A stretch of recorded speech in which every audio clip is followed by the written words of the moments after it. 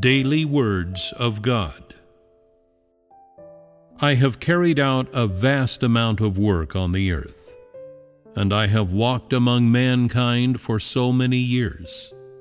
Yet people rarely have knowledge of my image and my disposition, and few people can thoroughly explain the work that I do. There are so many things that people lack. Always they lack understanding of what I do, and always their hearts are on guard, as if they deeply fear I will put them in another situation and then pay no more mind to them. Thus, people's attitudes toward me are always lukewarm, together with a strong dose of caution. This is because people have come to the present without understanding the work that I do, and in particular, they are baffled by the words that I speak to them. They hold my words in their hands, not knowing if they should commit themselves to unswerving belief in them, or if they should opt for indecision and forget them. They do not know whether they should put them into practice or wait and see, whether they should cast aside everything and bravely follow, or continue to hold out friendship to the world as before. People's internal worlds are so complicated, and they are so cunning.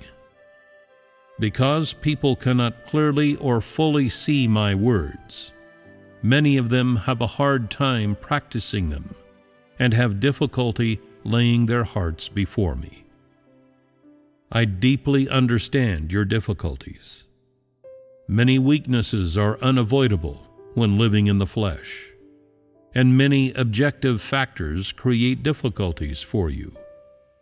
You feed your family, spend your days working hard, and the months and years pass in hardship. There are many difficulties in living in the flesh, I do not deny this. And of course, my requirements of you are made in accordance with your difficulties. The requirements in the work I do are all based on your actual stature. Perhaps in the past, the requirements people made of you in their work were mixed with elements of excessiveness. But you should know that I have never had excessive requirements of you in what I say and do. All requirements are based on people's nature, flesh, and what they need. You should know, and I can very clearly tell you, that I do not oppose certain reasonable ways of thinking that people have, and I do not oppose mankind's original nature. It is only because people do not understand what the standards I have set them actually are, nor do they understand the original meaning of my words, that people have been dubious of my words until now, and even less than half of people believe my words. The remainder are non-believers, and even more are those who like to hear me tell stories. Moreover, there are many who enjoy the spectacle. I caution you, many of my words have already been opened to those who believe in me, and those who enjoy the beautiful view of the kingdom but are locked outside of its gate have already been eliminated by me. Are you not just tares, detested and rejected by me? How could you watch me leave and then joyfully welcome my return? I tell you, after the people of Nineveh heard Jehovah's angry words, they immediately repented in sackcloth and ashes. It was because they believed his words that they were full of fear and dread, and thus repented in sackcloth and ashes. As for the people of today, although you also believe my words, and even more than that, believe that Jehovah has once again come among you today, Your attitude is nothing but irreverent, as if you were just observing the Jesus who was born in Judea thousands of years ago and has now descended into your midst. I deeply understand the deceitfulness that exists within your hearts.